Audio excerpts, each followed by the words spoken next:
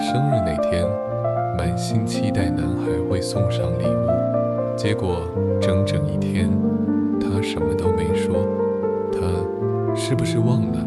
女孩心里有点失落，但还是装作没事。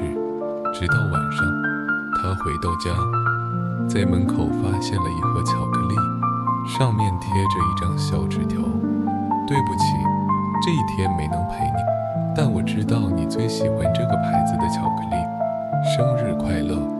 女孩愣住了，这牌子的巧克力她很久没提过了，甚至自己都快忘了。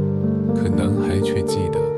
他拆开包装，咬下一口，苦中带甜的味道让他的心瞬间暖了起来。有些爱不是轰轰烈烈的惊喜，而是藏在那些微小却温